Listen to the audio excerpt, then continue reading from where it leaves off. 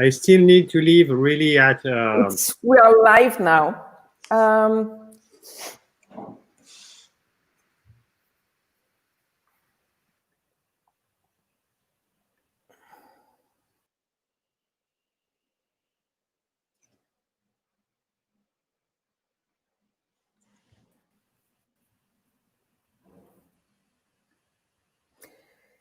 Hello, everyone. Welcome to our digital studio. And so sorry for the delay. We had a slight technical problem. It is resolved now. I am Françoise Claire. I'm director of classical and jazz music at Le Bureau Export in Paris. And together with my colleagues, we have put together a series of online events for this strange period, and this is to keep connecting our members with the international scene. And we are very pleased to have this series called From Home Export Days. And today, this panel, Classical Music Stream, a new future for classical music, post-COVID crisis, is putting together an amazing panel. And I'm very pleased to welcome the panelists that I'm thanking you, all of you. And Eric Denut is going to be our moderator. Eric has an amazing profile. He was in the public services in France as head of music at the French Ministry of Culture. He worked for Radio France also, and now he's consulting for an artist management agency in London, as well as a big international publishing company. So I'm very pleased to welcome all of them, and I'm very pleased to welcome you to keep following this panel. And I hope you enjoy, and sorry again for the delay.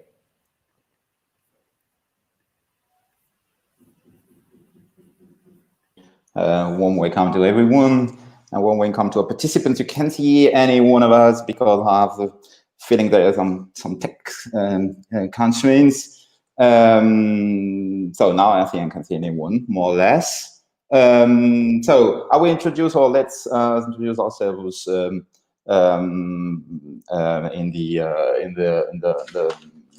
after some questions, and maybe I should start with the ladies. Dear Kathleen, dear Aurélie, I was just wondering in these last 9-10 weeks of international lockdown, if you had the opportunity to envision certain initiatives from artists and or institutions which you found profoundly interesting, positive, optimistic, or on the contrary, if you could also see or watch certain things which you did not find that thrilling. So may I maybe ask you first, Kathleen? So Kathleen is head of White Cat, a famous public relations agency, and so warm welcome to you, Kathleen.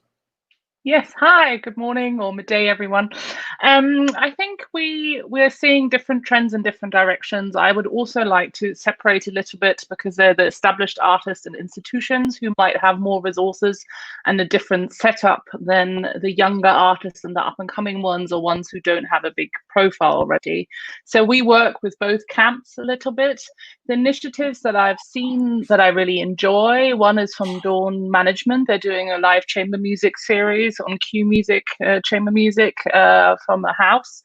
And that was similar to what Till probably is going to talk about with Adagio as well, this idea of a live concert hall where you pay actually a ticket price to go online. They started that in April, and I enjoyed that a lot. Then a lot of my artists and artists I know of have gone on Patreon, which is a website where you can start a membership model and pay monthly certain packs. It's almost like a Kickstarter, but a little bit more regularly. So it's a monthly fee that you pay towards the artist, and they offer you bonus materials or different elements that they can do at home, little videos, little snapshots.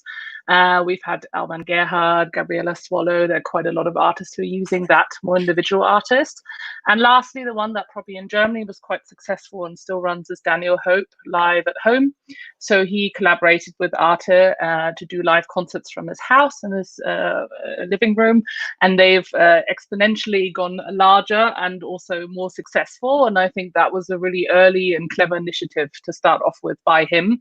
He obviously has a great network of people he can join. So from Simon Rattle to famous actors to everyone, they've all been in his living room.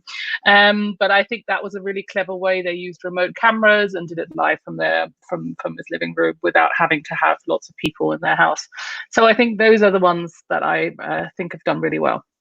Without being all too nasty, are there some failures you would love to mention to us? Ooh, I don't believe in failures. I think we all should experiment and move on from it. I think this time opens up a lot of questions on how online is working for the cultural and classical music sector.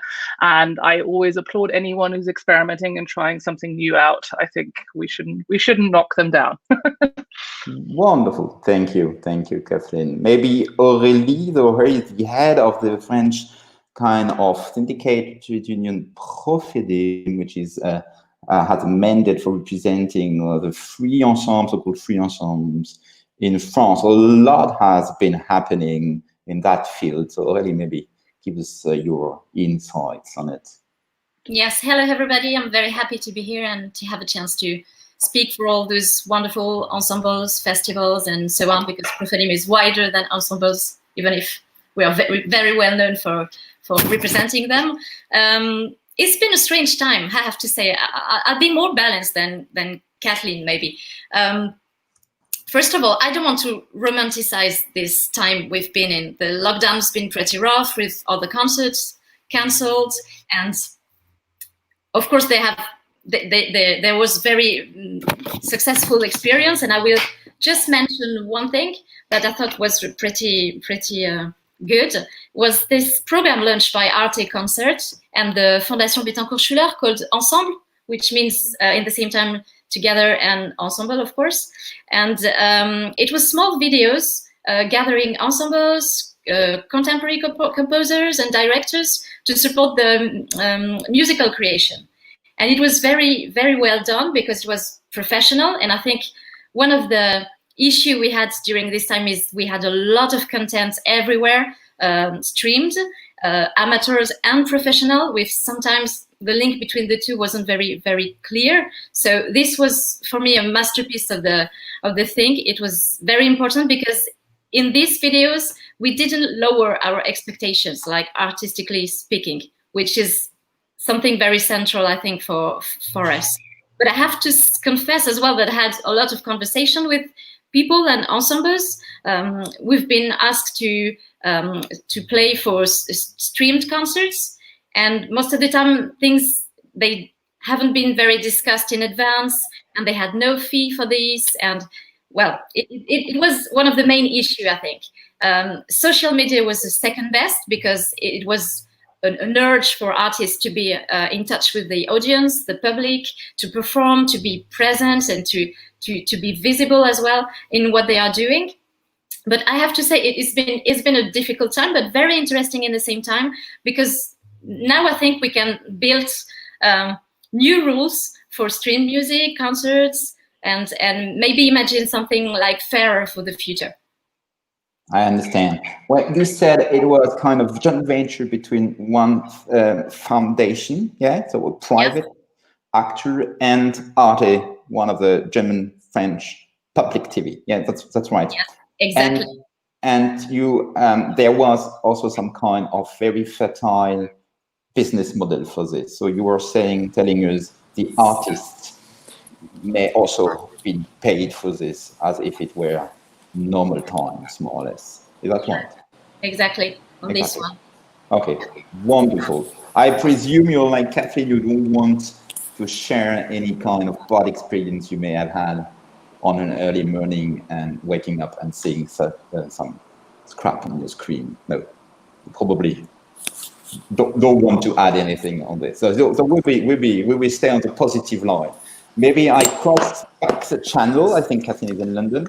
to welcome Alan, country of BBC Three. Right, so such warm thanks, Alan, for being with us. We can imagine how your schedule, as well as the other participants' schedule, is tight and busy. So we all know from France and or the European continent, we have been meritive of the quick reaction of the BBC, Arts Council England in this crisis. So maybe you can tell us a little bit more about internal experience you may have had with these 10 weeks, which you found positive, and also in your narrow environment.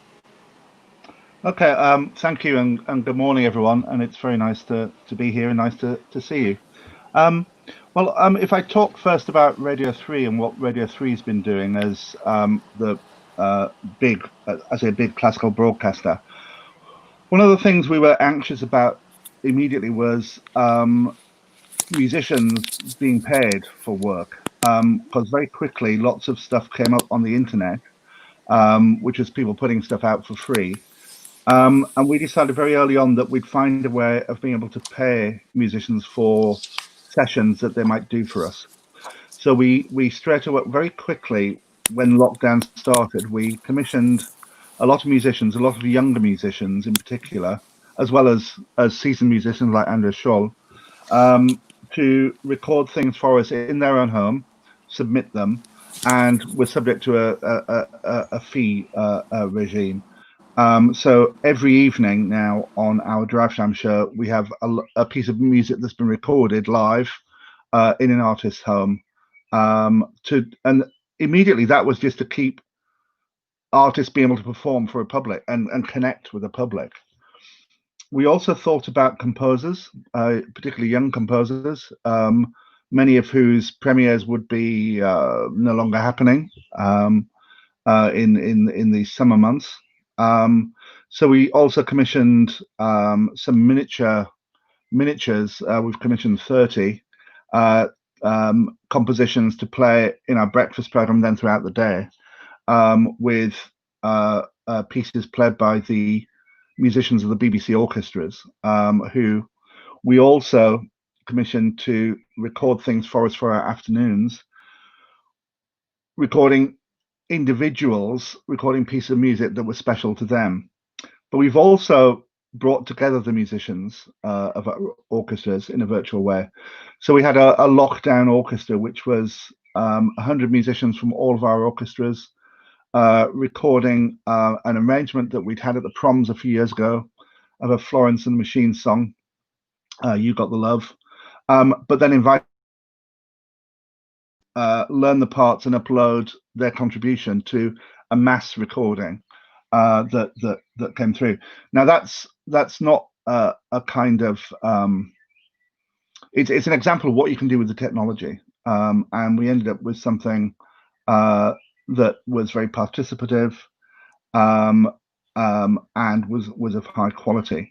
So on the radio, we've been doing a lot of things like that. But our big thing this week is returning to live music from Wigmore Hall, where for a month we will be every weekday recording, transmitting an hour-long live concert, streamed on the Wigmore Hall website visually, and on the radio, and available for 30 days.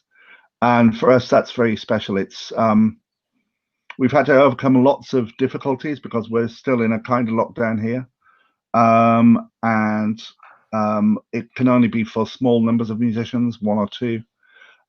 Everything's the risk assessment is a complex military operation, but we've done it. We've had our first 2, and we're about to have our 3rd one today. And the response, both from musicians getting back into that hall, it's a great chamber hall with a beautiful acoustic. Just the acoustic was kind of like greeting an old friend for them. But then the response of the audience hearing it live as it was happening while not being there has been extremely positive. And we've kind of rediscovered the thrill of live broadcast again, if you like. So although the audience isn't there, the live drama and jeopardy is still there. And I think the message that we got from our listeners was that live experience was something they'd been missing.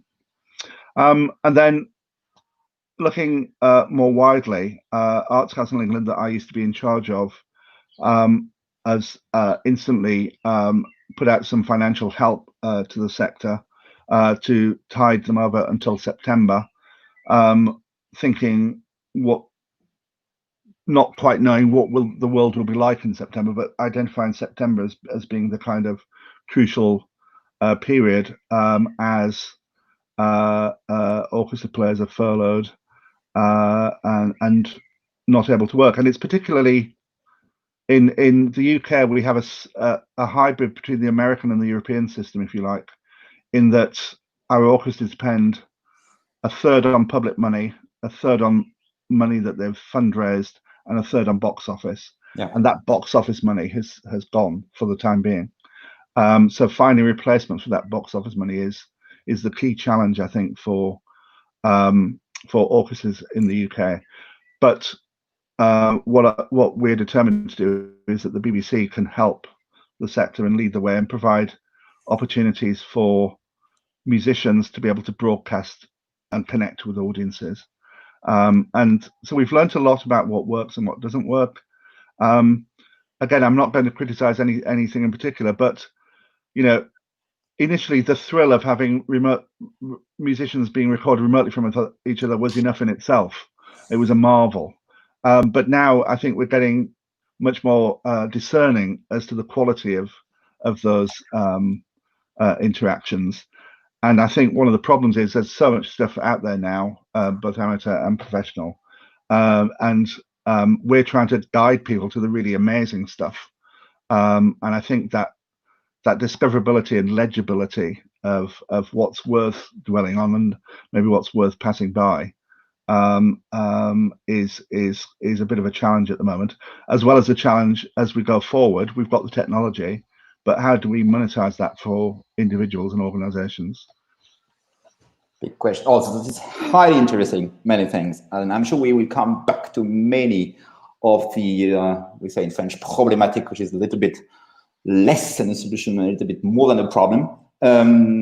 Later with or your colleagues, maybe we cross channel direction Holland and Germany and go to Berlin. Thanks so much, Till. We also know how your times must be tense. So everyone has got Deju on his lips in the last month and more than ever, probably. So please, think from this vast market, probably the layer market in our classical music world, Germany and its borders, please give us in kind of exclusivity your deep insights on what has happened on the audio and video fields. Yeah, well, thank you very much for the nice introduction, for the invitation. It's a pleasure to be here, and I'm very sympathetic with the many points that Alan just highlighted. And I think going back to the original question, I think you asked what's good, what's bad. So I think starting really deep and at the ground, if you look at what's good, I think as an overall trend, we have been seeing I think an increase of online engagement in the classical ecosystem that happened overnight.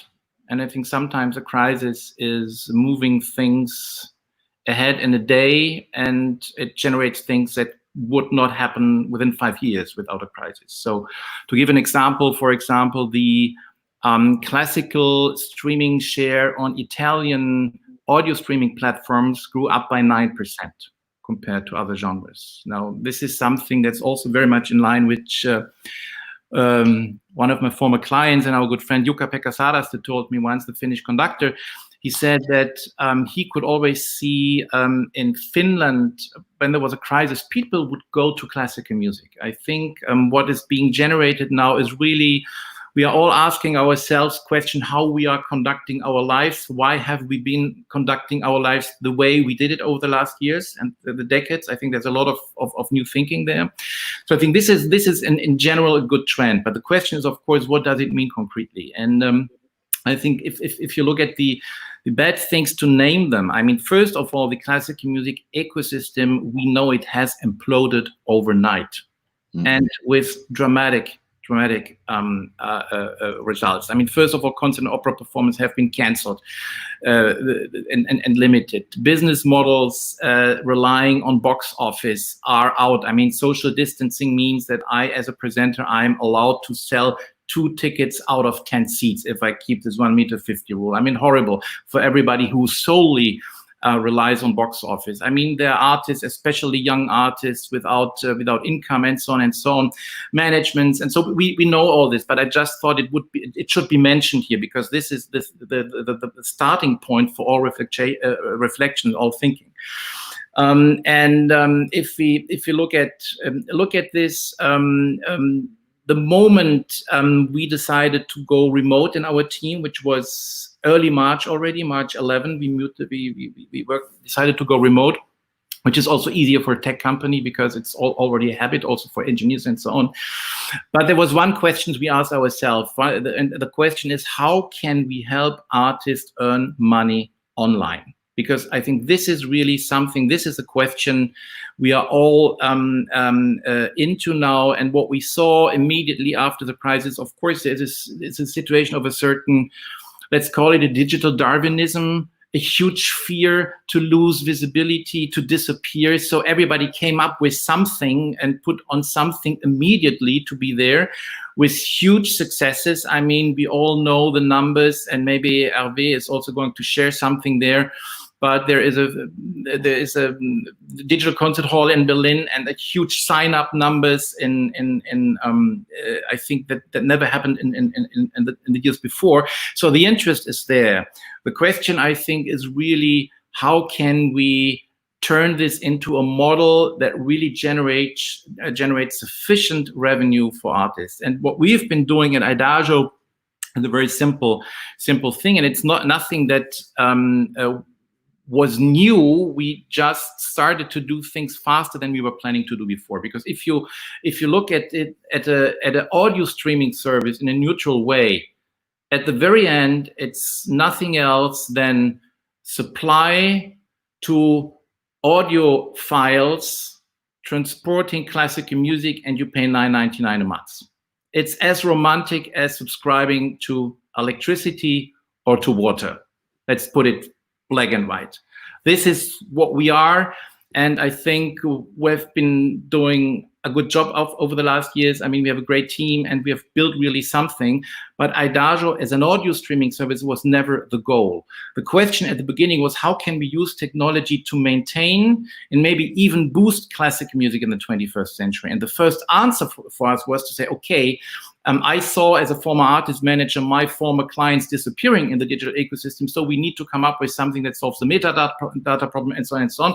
It's all there. But the next question was always, how can artists use this? And if I want, as somebody who's new to classical music, I want to know, what is the Russian opera I need to hear before I die? I want Valery Gergiev to explain me, or Anna Netrebko, or Kirill Petrenko, an artist who I trust. And I think this is a way that was accelerated then through COVID. And when looking at the question, what are the 3 core activities of artists? I mean, make it black and white again. They perform, they teach, and they talk. And some of them talk in amazing ways. And this is what we started first. So we introduced Idagio Live, which is nothing else than a translation of a pre-concert talk, where you would have Ivan Fischer introducing in real time into the Mahler symphonies, where you would have Thomas Hampson speaking with singers, where you would have Tony Pappano sitting in London, interacting with orchestra musicians in Rome, talking about it. So to create this kind of proximity, something happening in real time.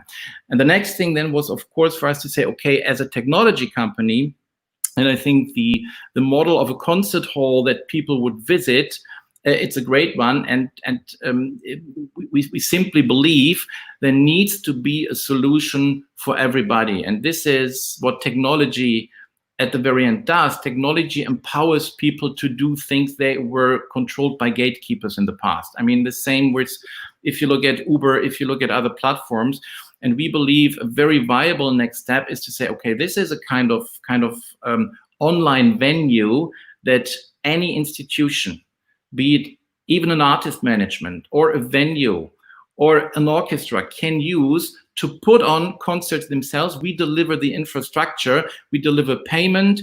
The current solution that we have is kind of a quick one. You use tools in the beginning, but in parallel, you're of course already building more stable own technologies. But it was very important for us to go out with this fast in order to test what is the willingness of people to pay for this, what is the willingness of artists and orchestras to embrace it. And I just can say we've never been working more than in the last 2.5 months, because I think it's a very decisive possibility. And I think in general, it is also a possibility to translate this trend that I mentioned initially, that people tend to go more to classical music, as a huge opportunity for all of us to really build online solutions for artists and the classical music ecosystem. Many things. It was very exhaustive, and you went probably some steps further that I thought for the first question, but that's fair enough. And I hear also the vibrancy in your voice.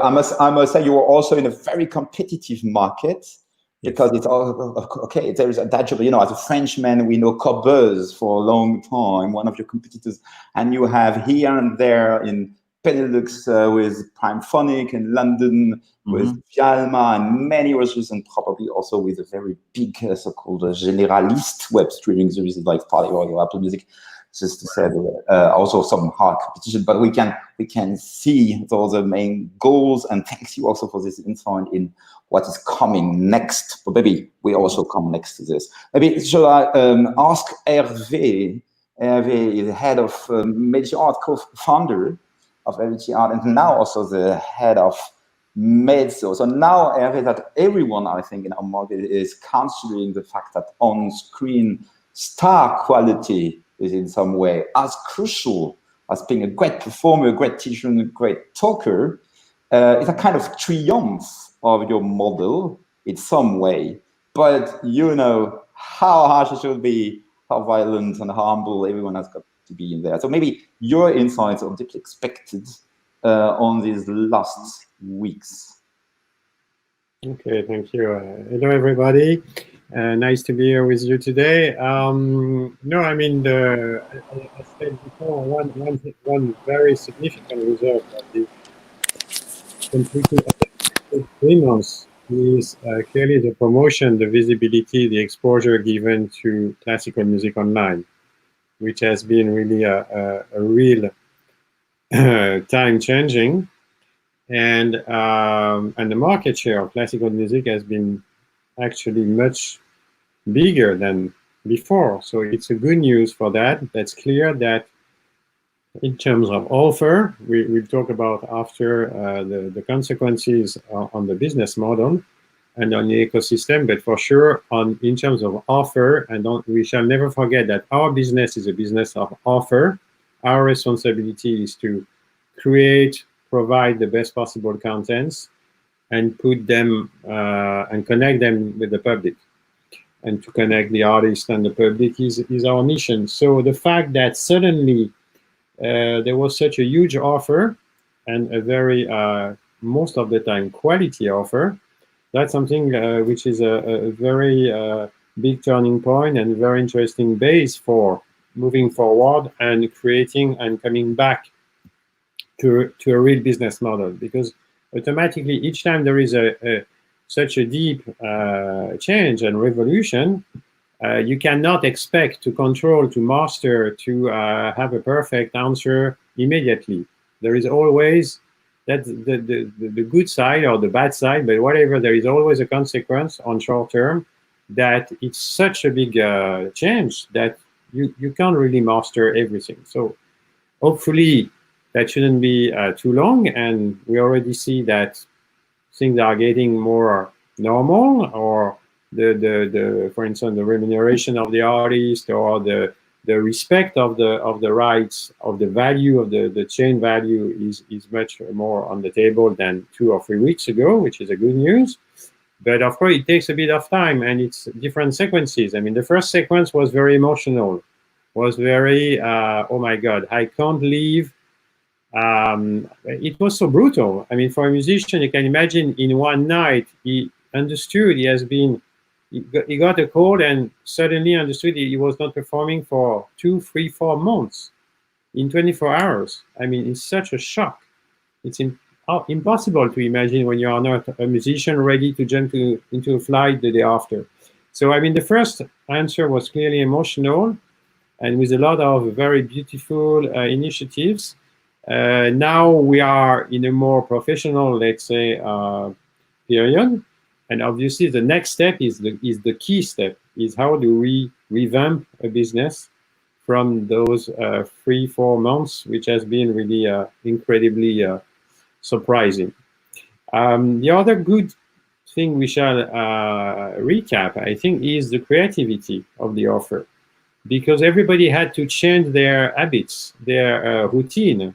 The formats have changed so dramatically. I mean, look, everybody had to create new formats. I mean, we've been the very first, I guess, on Medici to do a concert without an audience with Barenboim the first week of April.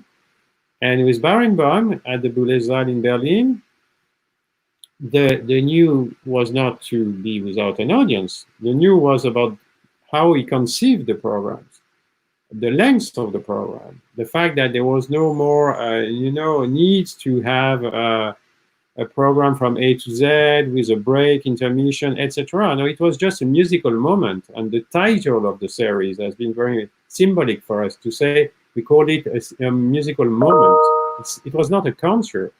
It was not something like before, And when you see that the format of the concert almost never changed in 3 or 4 centuries, I think it's exciting to see that there is some potential new concept to discuss and to set up.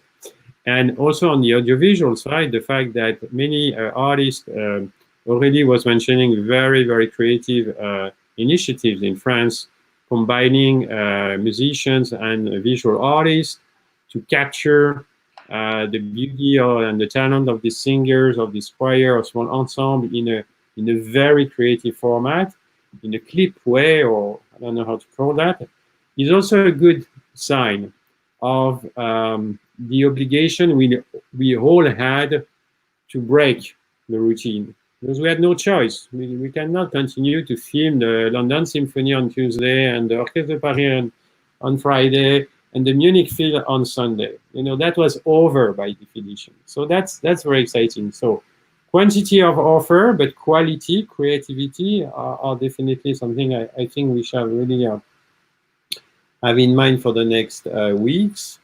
And yeah, as said before also, the key question is how do we recreate a model which makes sense, financially speaking? Well, when I'm listening that we are all looking for making money back to the artists, I'm sorry to say that that's what we are doing since 12 years. Huh? Since 12 years, we are streaming, creating a business model which create a value, and this value is shared with the producers and the artists. So I think it's not the crisis we've experienced is not really changing that goal, which exists since the very beginning. That didn't change, frankly speaking. So now how we can get the benefits of this bigger exposure, bigger promotion given to the performing arts, streaming offer, etc., to make it more sustainable. That's clearly the goal we all have. And due to the huge volume of free content, which was a bit weird for some reasons, especially when it was coming from public institutions, it was sometimes a bit confusing for everybody. But it's time to control the situation and explain that, of course, it cannot stay free forever. That doesn't make sense. We have to re-promote that. But I think everybody understood that. On the public-wise, they understood that it was more an emotional and a really short-term reaction than a new long-term business model. That's my feeling, and more important, my hope, because we need to get that confirmation very soon. Thanks, Eric. I think this 12 years experience will be very valuable in the coming minutes when we come to the business models. Apropos producer, I mean, pass over to Didier. Didier is the head of Howdy International, is one of the most profound professionals in the recording industry, accompanying key artists. I won't name them, there are too many and too famous for this. So Didier, how did your company, your artists, live in these very strange times? Hello, everybody. I'm very sorry, but the line here, I'm not in a very small town. I'm in Paris, but the line is so bad that I didn't hear anything before. So, but I'm here, and I hope I will not repeat too much what has been said before. At the beginning of the crisis, we have been decided to keep most of our releases and important releases, because we were expecting huge sales through Amazon, huge Spotify. I don't hear anything. Is it okay, Eric?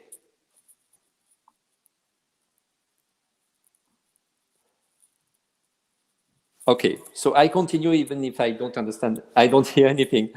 So we were expecting, because people were from home, Spotify, Apple consumption, and it was the case. We saw a very good increase, and I think classical music profited a lot by the lockdown situation, maybe more than pop in the streaming area.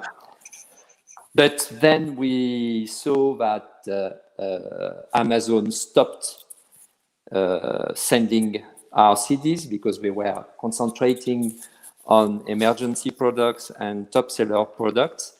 And then on the web, of course, we saw this overwhelming free content by artists, which was very good at the beginning. It was a very positive reaction.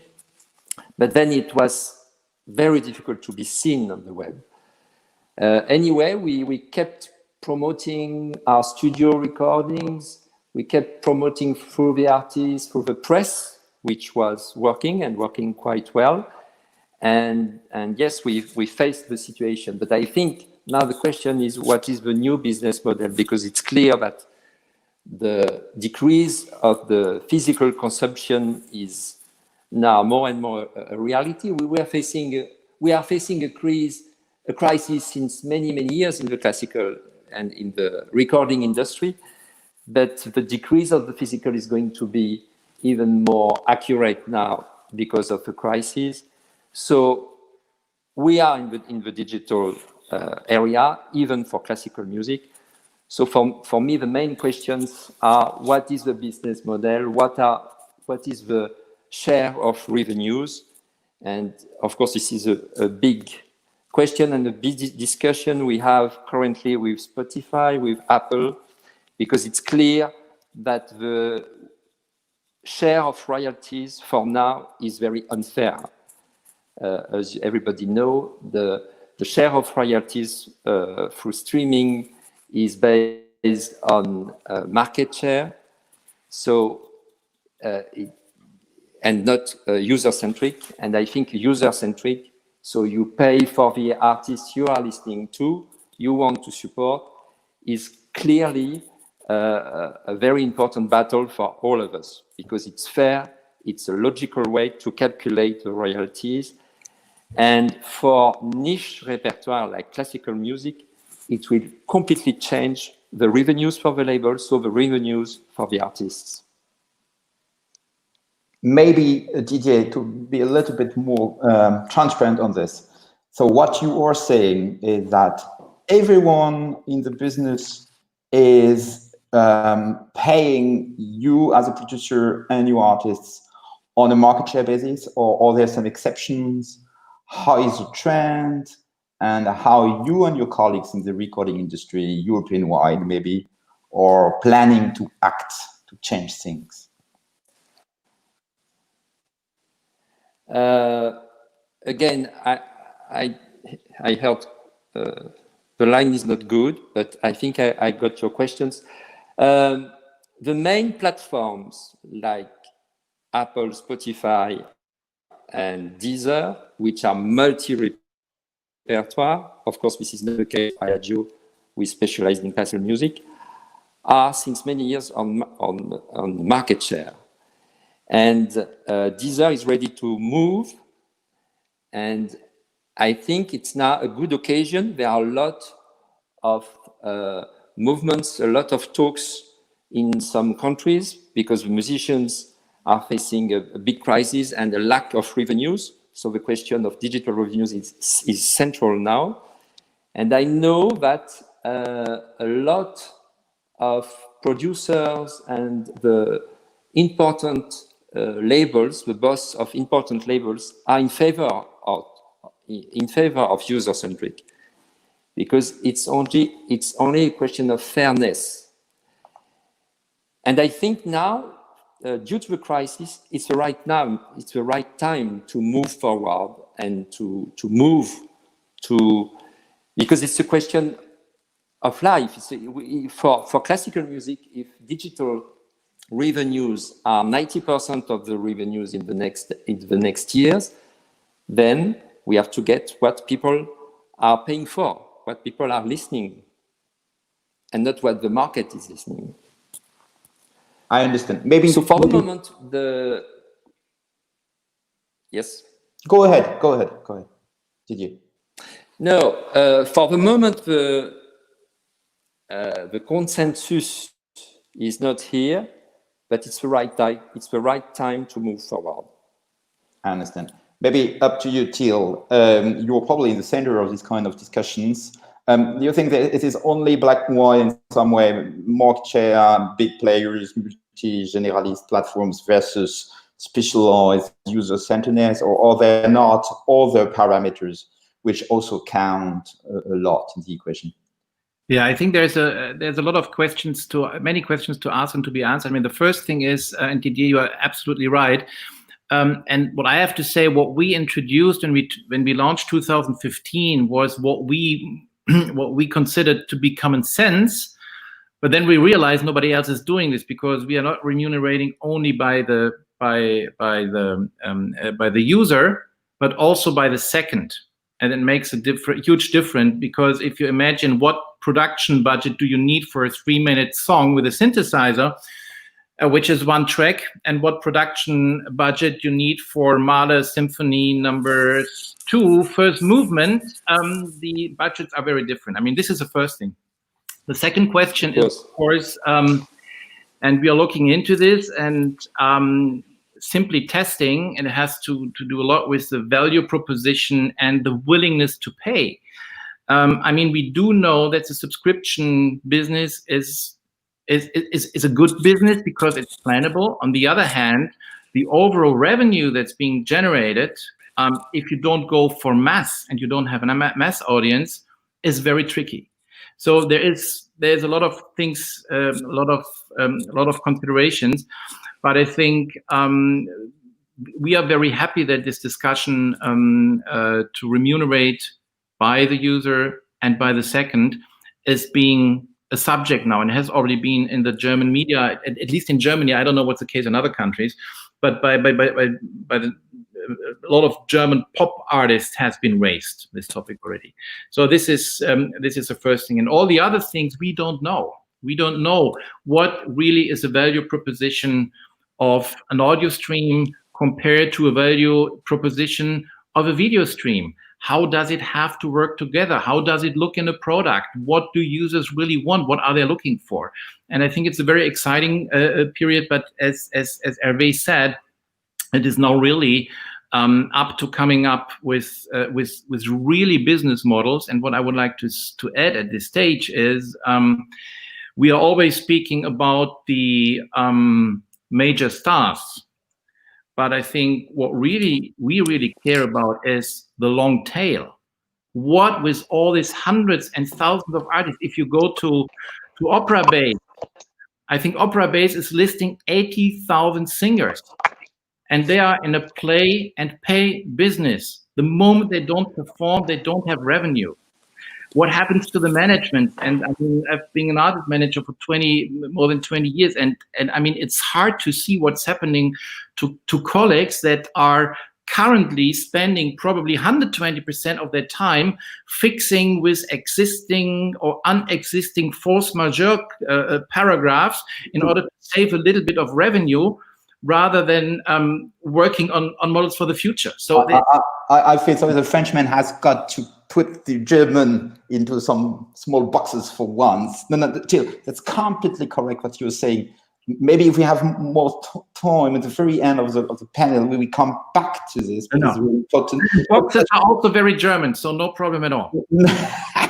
I'm very French, I would say. Anyway, so just, and I come back to Lan and Aurélie and Avi, I'm sure there's a lot of things to say. But Kathleen, since you are in the center of the discussion with journalists, prescribers, recommenders, and we have been such a lack of kind of prescription, recommendation in these times. So how do you see that? Well, I think we get approached by two avenues quite a lot. Artists coming to us in these times saying, I have a small budget and I don't really know what to do and where to go. What is worth my time? And is it really worth investing in streaming or, signing up to all the online platforms, etc., when actually the return is quite low in terms financially? But on the other hand, people have time, so they want to find outlets to really showcase and highlight what they're doing. One should say that in general, Spotify, for example, showed that their listening figures have gone down since the COVID outbreak, so by 10%, especially in countries where it was particularly strict, so in Italy and Spain. And one should say that since the lockdown has started, Twitch, for example, which is a gaming platform, has opened up to the performing arts industry, and they've upped their percentage by 530% of new performing arts streams that they are doing, and it's much easier to monetize from that actually than to use some specialist platform, because it's all about the numbers and generating more traction. So we spend a lot of time thinking about what would be for a specific project the most valuable time proposition somewhat. And I think there also has to be a really strong discussion about really young artists and new artists starting off who don't have the profile to be picked up by Adagio or by Medici, though, for example, Medici has got a great track record and finding young artists, same as BBC, of course, with their young artist schemes. But I think they are really struggling on what to do with their time and how to be recognized right now and how to be really portrayed and have a visibility in these times, rather than much more the established artists. I think they have to pick up much more what they're doing, but they also have maybe a bit more reserves behind them. So there is a long conversation going on about what's worth my time, what's really worth the return, what can we do? And I think that's something that we spend quite a lot of time with as well as PR agents right now, on more the digital side. Wonderful. Alan, may I come to you, because there are also other dividing lines, not only the way streaming services, video and audio, are paying the artists and the producers, but there was also in some pre-discussions we had on this talk, the idea that maybe public radios, from the BBC to the German radios, very powerful, or Radio France or the Dutch radios, are also doing a lot of things very, very often for free, which is fair because they are, of course, paid by the taxpayer. But maybe, as you were mentioning before, that you wanted to have a kind of collective responsibility for a kind of little bit sustainable ecosystem of classical music in the UK and elsewhere. How do you envision this in the coming months? Well, I mean, it's interesting what we've been experiencing since the lockdown. I think there's some doubt and question about the Spotify figures. I think they reported going down and then allegedly went up, but we don't really know. But what we know about radio is that people are listening to us for longer, and in download terms, classical music appears to be doing very well. Our kind of the BBC's music mixes that feature classical music are being downloaded and listened to at length and again and again. Which is encouraging. But one of the things, so one of the things I think we can do in public radio terms is help as Kathleen was saying, young artists keep before the public eye and keep their sense of what they want to do next alive, so that when this is all over and we enter whatever the new normal is, and they are able to appear before the public again, they might have a different sense of the combination of things that they need to have in order to keep before the public eye. And one of the things that we can do on radio, which could also benefit streaming, I think, is offer a sense of curation and guidance and discovery. And I think thinking about our programs that look at latest releases or that kind of thing, or look at artists or things from an artist's point of view, and that talk about if you're interested in this, you might want to go on to this, and this is an interesting version of that. But on the other hand, we're doing this. That kind of curation and discovery is something that radio can do, and what I think the magic or the holy grail, if you like, is how that can translate to extended listening elsewhere, whether it be buying the physical product or streaming or whatever, and how we can kind of aid that journey of discovery in a very small way. What we've started to do on one of our programs in the morning is we will play a movement from a symphony. It's not a program where we play the whole symphony, but then direct people online to where they can hear the whole performance from one of our performing groups, usually, because we can do that.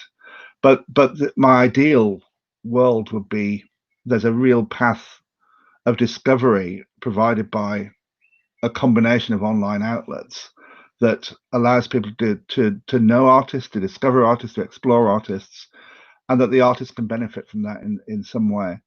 And I think it's going to be a complex combination of things. And I think we're trying lots of things out in the lockdown period. And I think thinking about that and bringing it all together, as Till said, and knowing what the path forward is, I think that's active thinking that needs to be done now, and active conversation about all of those who care about music and the artists who play music and who need to live from playing music. Very, very well. Aurélie, did your members notice this kind of cross-fertilization between public service, Radio France and French TV channels, and maybe Eric can also say a word about this, and the private sector, so to say, like streaming services, video and audio?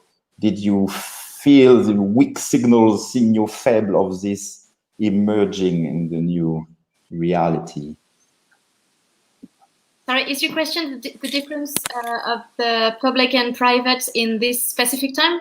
Yeah, like, you know, a free ensemble having been asked by maybe Radio France to perform, and you're giving some licensing from some time to Radio France for broadcasting the show, and maybe it conflicts a little bit with some producers' rights. It's CD label, for instance, and or DVD or so on. You know, this is probably daily business for some free ensembles managers in France. And how do they deal with this? And do you see some new models emerging? Oh, we lost Aurélie.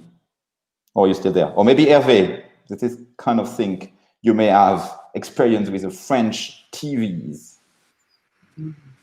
Yeah. No, I think there is no competition. I mean, it's a complementary network, and no, what was a bit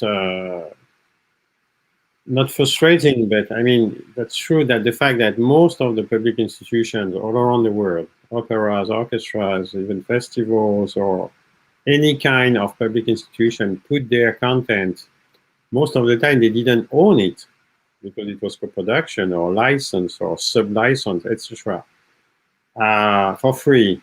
So rapidly was a bit problematic, because that was done again. I mean, we are all fine with the first emotional reaction, but I mean, we are professional people. We are. I mean, the responsibility we have in front of the business is in our hands. I mean, it won't come from the government, or it won't come for others except us. So that was a bit strange. After, again, I mean, we are enough I hope together and strong and fast movers to change that in a way which will at the end deliver what we are expecting. So, but yeah, I think that was the very first time that there was in such a short time people forgetting completely the value chain. That was really something, I think, the first time ever. And okay, let's deal with that. And it's funny when the same people are giving you lessons, how to run the business in a politically correct way. The same people were suddenly, just forgetting that at the end of the day, there is private companies like ours, which are really counting every single euro we generate ourselves, and but at the end, that's not a big deal. I mean, we did not invite any public servant here, so we can't answer. But I understand you. I understand, but I think Aurélie is having a lot of contact with public servants in front. So my question, Aurélie, and thank you so much, Hervé, for this contribution was, as Alan was saying, there is now a possibility of a fertile path, the capacity to start curating on a young artist and a young audience in the public sector, and then helping him to develop with its label, with a streaming service. So did you see some signals of it now coming through in the last weeks? Did you members start combining the strengths of both sectors and having a strategy on this? I think historically they work with the two, both public and private sector, because they have to. I mean, the public sector in France is, well, not in a very good shape, even if in comparison with other countries, we are very, very, very lucky, I have to say. Radio public service does his best for a very long time, and they were very present for our ensembles, I have to say. As regards the private sector, the problem is not a problem of will. I think everyone wants to give exposure and like do magnificent things and put on the stage like interesting projects. The problem is, as Hervé said, as Didier said, is it's a problem of economic framework. So we have to rethink this. Today, most of the time, streamed music isn't built on the side of the stage performance. So the two goes together, and in this special time where there are no stage performance, the balance of it is completely broken, and that's the problem. If I look at what's been happening in the last weeks, for example, when the concerts were cancelled, people said, okay, so if you don't perform the concert for an audience, then you can perform it, and we're streaming it, and the price is the same. But the thing is, you can't give the performing rights on a silver platter with the contract of the gig, because it's not how it works. And in the same times, most of the time, the ensembles are the producers as well, because they are paying for existing in this business. Not all the time, but most of the time they are participating. So how to deal with this now? And I have no answer for this. I think that the good framework is the framework in which everyone's happy. But if you don't have like a very intense support of patronage today, you can't exist on the audiovisual sphere. Yeah, it's a discussion we have in France now, because we have a National Center for Music, and we are like looking at how we can act on this, because the only way today to fund this is patronage, is to invest as an ensemble, to invest as a producer. You can go to the CNC, but for example, during the lockdown, a few things happened, like for public service or for TV broadcaster, you can't have like points of audience if you screen a concert without any audience, stuff like this. So we need a few adjustments on how to fund these specific objects, because again, if you want not to lower your artistic exigence, you need to think an object for stream music and not like do the same and do the two in the same time. You need to think it in advance. It's a natural project, and we need money for this because it's time, it's competence, and it's several jobs put together. And today we are just like struggling to do something and in the best way ever, but we don't have the money for this. And at the end of the day, what's happening is we are very happy to have the exposure and the rights. We are just struggling with the musician as ensembles to say, well, yeah, but you have the exposure, so maybe we can do a little bit, but as we have to pay for the rights ourselves and not the producer and not the broadcaster, how to deal with this? I know it's a very difficult question, but it's a central question. If we want to still be. We lost Aurélie, did we? Okay, Aurélie, so we come back later to you. Maybe I may take a question. We have a lot of very, very interesting comments from the audience. Thank you so much for that. We had a comment, for instance, 30 minutes ago, telling us, and this is in close relationship to the elements being mentioned by Aurélie. How do we? Aurélie, you're back. You may want to end up your sentence. Is that okay? Can you hear me? No, Aurélie is much. Yes, I can hear you. Yeah. You were frozen for a time. Shall I go to the next? So I was just mentioning there were a lot of people reacting to our discussion. So thank you again. And we have some Pianissim asking us, how do we, as an industry, take advantage of all these new audio and video streaming initiatives to attract new and maybe younger public and audiences to classical music? So how do we spread this new awareness for our practice? Maybe, shall I start with Hervé? Hervé, you are managing for 12 years now the leading video streaming service. You have now merged with Mezzo. So would you say the behavior of these new audiences will be closely related to the one of more traditional classical music users? What about searching? What about playlisting? What about, I don't know, relationships to their moods and atmospheres? How do you see that? Who is recommending what to whom? And either a way now to attract, let's say, on a long term, this younger audience?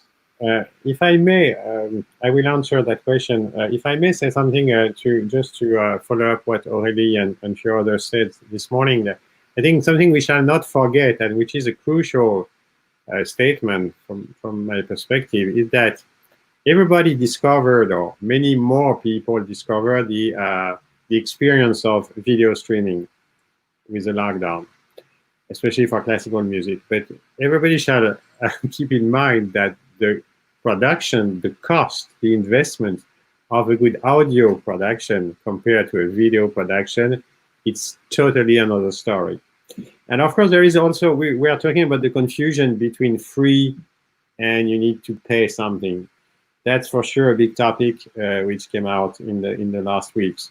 But there is another confusion which is very interesting regarding that. I mean, because and it's totally natural, and there is no complaint or judgment. I mean, from a user perspective, I mean, nobody cares about what is behind the screen, what is backstage. I mean, when I click for ordering a taxi, I don't care if Uber spend 1 million or 1 billion for sending me a taxi in the next 5 seconds. That's their problem, not mine. So my question, my problem as a music lover online is to get the best possible orchestras, operas, or piano recital, or audio track with the same level of service, of user experience. That's it.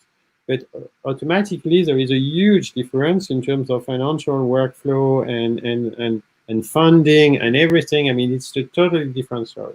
So that will be very interesting, especially for the big forms, because maybe for a piano recital, chamber music, a vocalist, a recital, etc., there is some optimization to keep from that lockdown period. But for an orchestra, for an opera, or for a ballet, at the end of the day, you know, you can not really change the number of hours of rehearsals because you have 300 people on stage. That's it. And that fact won't change. So to reach the excellence of the result means that you have enough rehearsal sessions. That's it, you know, and that has a cost, and that you need to tape that 2 times, 3 times for having enough material to edit, etc., etc. So just that was a short comment about interesting to see how people will understand that, and to say it differently, how are we able to teach them or to explain that properly in order not to create a frustration for the future. Then briefly, to come back to your question, how do we get the benefit of these new audiences? That's clear that, as I said before, I mean, the formats have been perceived differently. So I think that's really good news, because it's a way, or it's a tool, it's a mean for reaching new people, because people, I mean, who are not core classical fans, they will never watch or listen to a full concert. They really think for much shorter programs, track by track, work by work. So they don't care to have the overture, the concerto, and the symphony as a whole concert package. No, they care about this overture or this concerto, or even in the concerto, the second movement, because they're etc., etc. And of course, the social medias are definitely a fantastic promo window, because now everybody is using that. Not only the young generation or whatever, it's stupid to say that. Everybody is on the social medias from 7 to 77 years at least. And that's an extremely effective marketing tool to drive those audiences to our platform, or to our offers, or to our people, etc. So, I mean, that's really, again, I think a new start for, yes, pushing back the barriers of classical music.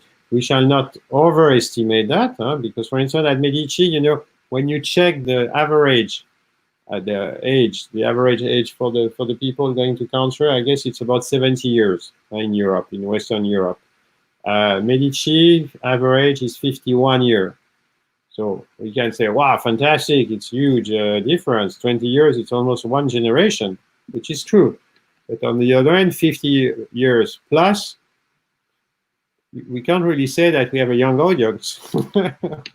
Please, Hervé, don't say that. I'm over 50, so I'm talking about that, you know.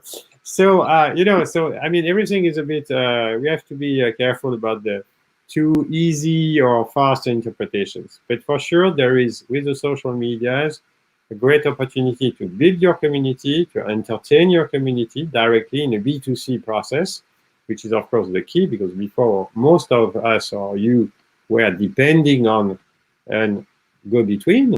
So it was always B2B or B2B2C. Now we can be easily B2C. And the social medias, they love the video format. So that match perfectly. So that's for sure a new area which is starting. Alan, is there a kind of corporate strategy for this inside the BBC? How is the classical music, the 5 BBC symphonic orchestras positioning in the corporation now? Will there be some strikes, struggles, fights during summertime also, or do you have the feeling your colleagues from not classical music world inside the corporation are respecting now this art form more than ever? I think what we found in the BBC is the importance of music overall, of all kinds, and particularly specialist music, and the specialist networks, of which Radio 3 is one, have been doing well. So I think there's a realization that people have been liking to listen for longer and explore specialisms and find out about things, and it's that we need to think about how we exploit going forwards, and thinking about the proms, the BBC proms, which for 6 weeks will be virtual, as it were, and based on previous seasons and the greatest of the proms. How we find new ways in for those lighter listeners of classical music who might not have been to a prom before, who may not have seen the great performance that we've or heard the great performance that we're going to be putting before them. How we find new ways in and looking at that younger audience, experience, mood, different doors to present to them for them to come through and discover the music is something we're actively working on. But I just also want to say, to go back to the other point, when we emerge from the lockdown, I think there are some lessons to learn about how we know that there's a nascent younger audience there, and there's been lots of research across Europe and across the world that say that classical music is of interest to younger audiences, but they don't necessarily know about it, and they don't know how to find it, and finding ways for them to come across it and discover it amongst their other musical interests. They're not musically illiterate. They just haven't been taught in the same way. And finding new ways for that to happen is going to be really important. And how we present music online is an opportunity there. My last concert in March was by the Manchester Collective, who are an organisation who present extremely good classical music in all kinds of contexts. And building on that kind of what we've been doing live and trying to translate that to online and creating new experiences is really important, I think. Maybe coming back to the, thank you, Alan, fantastic. We'll look with great detail what will be happening in the PPC in the next weeks. We'll be following the PPC proms, digital and also live, maybe in the very end of the period with great care. And I hope it will also inspire other radios on the continent till maybe let's come back to the 80,000 singers above, among them, or probably we've got 50% under 35. This is also Eric, can I just butt in for a second? Please. Sorry, if I may. I think there were just two things, especially because this question of young audiences comes up a lot, or how to have an entry point. I always believe on two things. I think the artist needs to be right for that. I think not every artist will provide the right entry point or will be prepared to educate well or speak well. I would probably question that a Daniel Barenboim isn't the best start for a new young person to start off with, just because it is a lot about communicating and visual elements. Over 50% of the internet consumption nowadays is video and streaming and visual, and 11% is social media. So if you're really into getting a young audience, I think you need to bear that in mind. And I also always think, look at the platforms. So where are young people and what do they want from that? So if you're really, the most downloaded up in the lockdown is TikTok. And while I loathe it, it's still something, if you're really keen on audience outreach, that should be one of your first point of calls on working with those platforms and apps that actually speak to that audience base as well. I think otherwise, I do believe that we also have to honor the people who are really into classical music and are the ones who fund it a lot as well, through buying tickets, or buying the recordings, through going to events. So obviously there needs to be content for them as well, but they quite naturally congregate to the right websites, to the ones with more in-depth. I think the entry point needs to be kind of targeted also to the right audience base. So I'd start with Twitch and TikTok if I was really into the young ones. Thank you. That's very right. Sorry, wonderful. So maybe till we come back to this huge amount of young artists. There is such a desirability to become classical musician all throughout the world, from Latin America to Asia, also the African continent now, and plus this audience. How you want to awake their interest for classical music on your streaming services? Are there different things you've been experiencing or experimenting in the last weeks? Are you still working with the usual playlists and or research functions, or are there new things to? Can we afford to be a little bit more innovative all collectively on this? Yeah, I think we have to. And maybe to also to pick up what Kathleen just said. I mean, if you look at the Generation Z, I think it's 73% in that generation. When they search something, they don't search for artists. They don't look for artists. The pitch is very simple. This is the mood I am in, but that's the mood I would love to be in. And where is the button I have to push that transport me from mood A to mood B? This is the reality. And I don't have the answer. And I would say that it should also not us to have the answer. It should be the generation of 18, 20, 22, 25 years old artists and audiences that we would want to provide an environment to come up with an answer. And I can say at this stage, this is not official, but we are in touch with 2 universities, music colleges, very important ones in Europe, where I said, well, I don't know, I'm 53, you know, I grew up with Wilhelm Kempff, I mean, Leonard Bernstein, Wiener Philharmonic, New York Philharmonic, Guarneri Quartet, Richter. This is my this is the world I'm coming from now. I've learned a lot over the last year. I've converted from a purist to somebody who really tries to be very open-minded, but I think it's still not enough. So what we are doing with in this thing is that there are music colleges that also have an entrepreneurship program, and we said, okay, we provide you with a self-publishing opportunity for audio. We provide you with a video player. We provide you with a donation button. We provide you with a paywall. You can use it. You can remove it. It's up to you. But in 6 months, you come back and tell us what you believe the piano recital or the chamber music evening in 2028 will look like. Go and do it.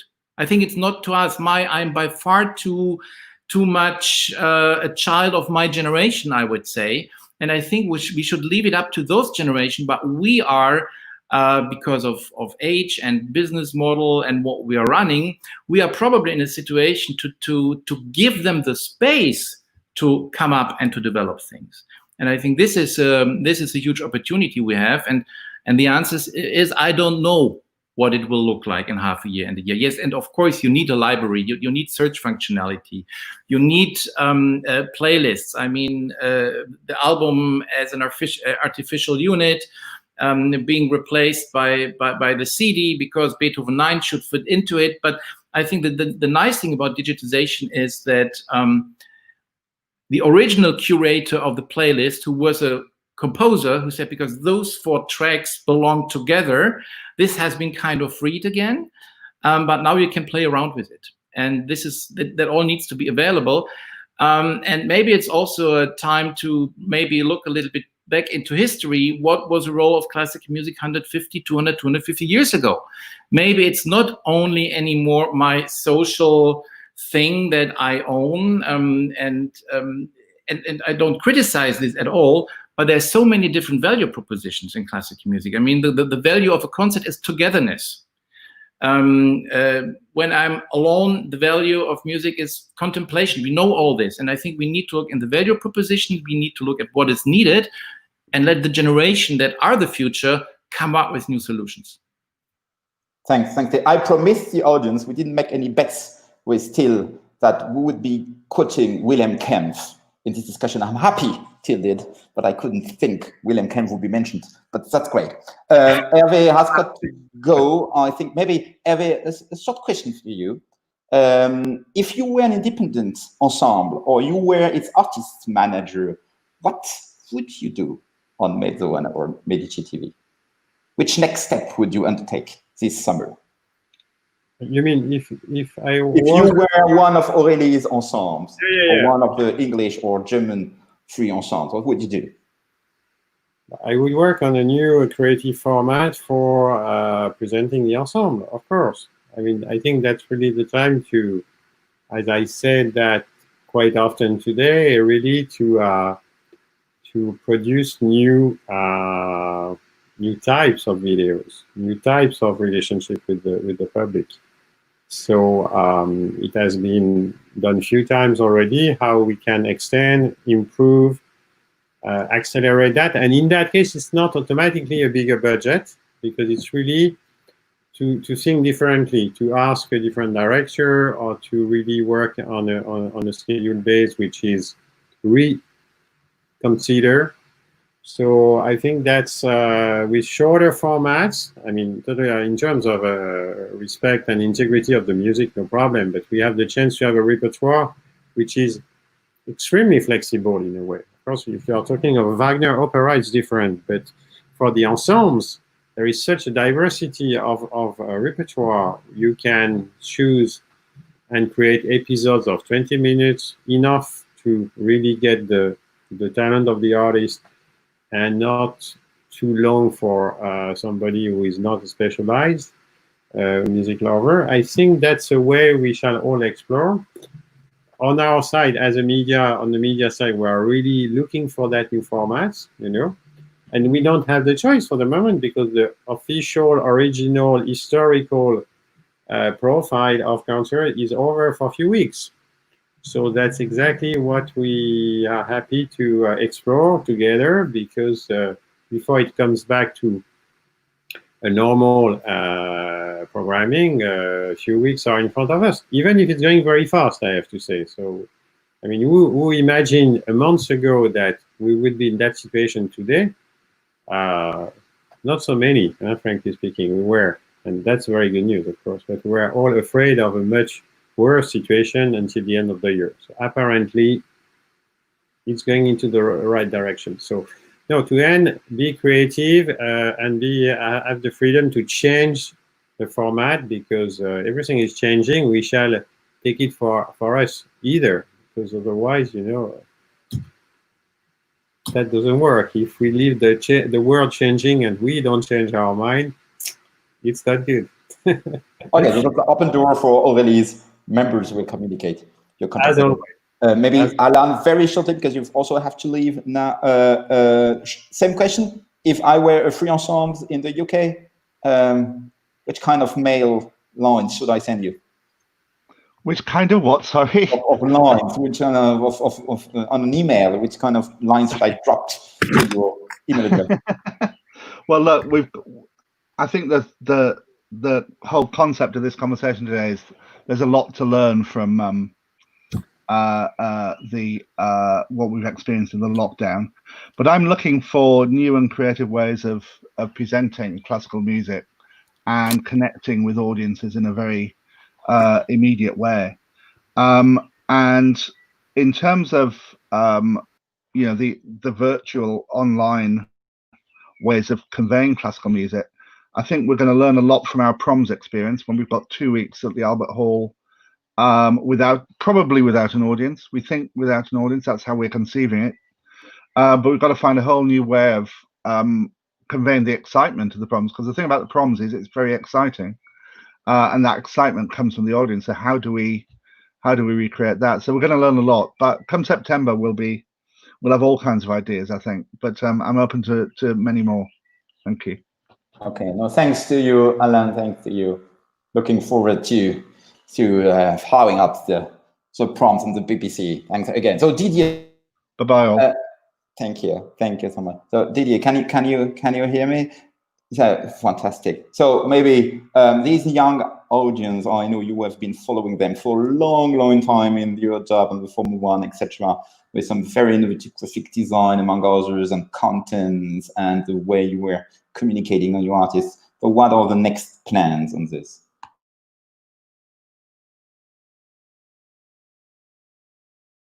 Didier, you're mute. Yes, I said I was listening to what was said before, and I think we have a huge margin between our current audience, which is around, 75, 70 years old, and the young people, 25 or 30 years old. And I think musicians like Daniel Barenboim doesn't have the same audience as Viking Gurolafsson or Barbara Hannigan or Igor Levit. And as you as you said, we are not a repertoire-driven label, but we are an artist-driven label, and we try to install a long-term relationship with artists and stories and develop audiences. And I think the living artists, maybe the younger artists, the artists who are interested by social networks, multimedia ways of communicating, have a lot to do, and we have to work all together to reach new audience. But I don't think we can say that we are going to change the world and to have 25 years old young people coming to classical music like that. It's a huge work, educational concerts, but I think we can reach very niche audiences thanks to the artists and thanks to communication and work together on each subject, I would say. Wonderful. Wonderful. Thank you so much. So we stay 5 more minutes with consideration from the public authorities in France. Thank you so much, Françoise, for this. So if you want to follow us, all of you, again for 5 more minutes, that would be great. Till, I come back to your suggestion to think about the artists' managers. This is the kind of business which is naturally on hold now. And we know of very important awards. Most of us come from that business, I think, here. And we know we are, the artist managers are mentors, coaches, developers, media planners maybe now. So now if you were to receive some proposals, you and your colleagues of some competing web streaming services, audio or video, if you were to receive some new proposals by some artist managers, how would you want them to be? Should there be now a real marketing plan, a social community strategy plan, a media plan, or should we still be, concentrating, focusing on repertoire? Should we also keep saying, okay, that great pianist is planning in 18 or 24 months to have this integral of such concertos, and we will have subscription series in our performing arts partners to do this? Or is that definitely die Welt von gestern von Stefan Zweig, or is this immer noch die Welt von morgen, the world of tomorrow? I think there are parts in the world of gestern where we can learn a lot. And if you look, for example, look to the United States, there was Leonard Bernstein. And Lenny has probably 3 people, which is Yo-Yo, which is Tom Hampson, and which is MTT, who are really owning who do represent for me the prototype of an artist who is an advocate for classical music. And when I go to Juilliard School and we speak with them, we see that the moment you make your graduation, you have to moderate your concert. Now, if you go to a music college in Europe, many of them haven't heard of it yet because we are in a subsidized system. And of course, it's a different culture here because orchestras are subsidized and an orchestra is not a business model. But I think in general, what I would say that there's a lot to learn in other markets. Look at sport, look at the willingness, look at a soccer game. I mean, look at how coaches and the goalkeeper and whatever are creating all kinds of stories that are of relevance. I mean, look at the Met. I mean, yes, a big part of the success of the Met in cinemas is that I get a sense of togetherness and a proximity to artists that I probably wouldn't get in the concert hall or in the opera. I don't say it's good. I don't say it's bad. I just say there are phenomena to watch.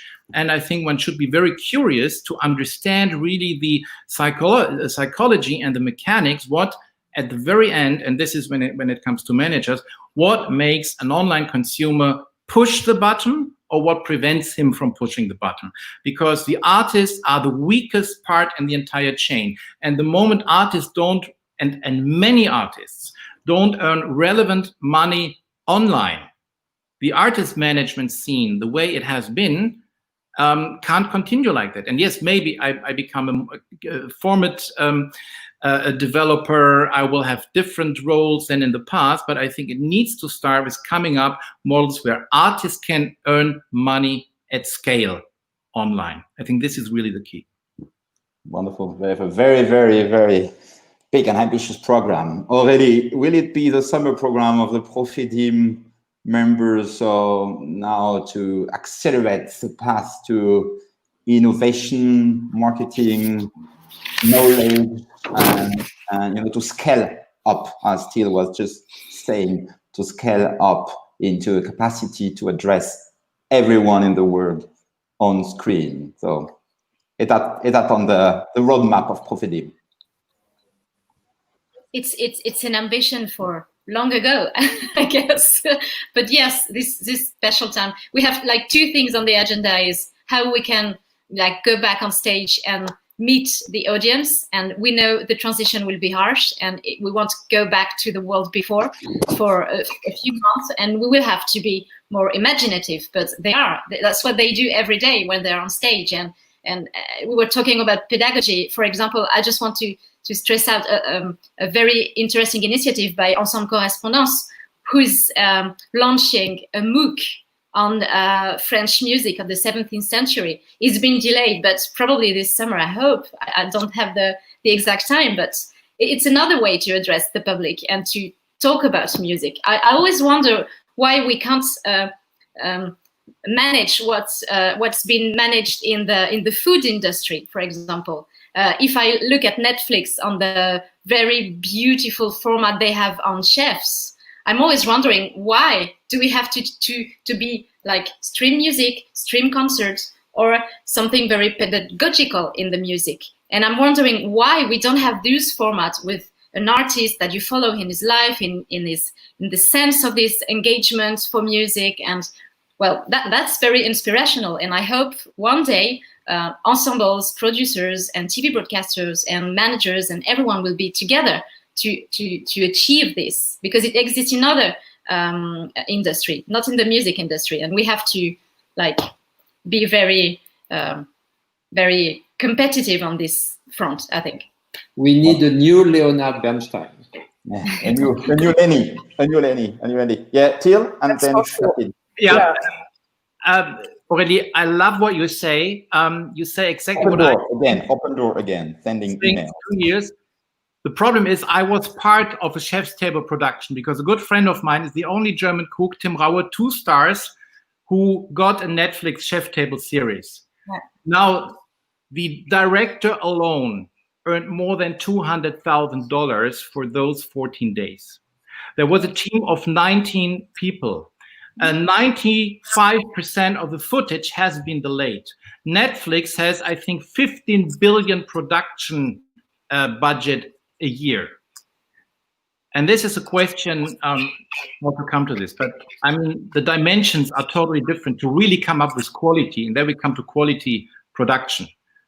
Just a little remark, but I totally agree with you. We like 15 billions. We will do it very contrary to the beloved and dear virus. So we won't do it FIFO, we'll do it philo first in, last out. So that's Kathleen having the conclusive word. And very open. You don't need any suggestions. I tried. I don't think it's conclusive. I agree with Till and Aurélie. I think we pitch quite a lot to Netflix and Amazon about the visual content, and I think it's really, really hard, classical music at the moment, to find a format that they consider mainstream enough and big enough to actually put on their books. But I think it would be something I would like to see people being more imaginative about on how to use video. I'm advising most artists at the moment and projects to really think about what is online about them right now and how they can maybe improve it themselves. So use this time and lockdown, and also to really brush up your website, brush up your materials, see what you can produce yourself, see if you can do something at home that really helps your own promotional activities as well, because that's something you can do quite a lot of by yourself in lockdown without needing a lot of budget or anything like that. Okay, super. So we go back to Houston. It's 7:08 in Washington. Yes. Usually starting in the States. We have a dear thought for our American friends, musicians and promoters and presenters. I think it's quite tough what they're experiencing. Many thanks to all of you and to our dear audience. And thank you so much to Bureau Export, to you now, Françoise. Yes, and thank you so much. Thank you, Eric, for leading such an amazing conversation and with fascinating topics and very useful tips as well. So that was the first of our series for classical music on our channel From Home Export Days. And you can watch it again on our channel YouTube.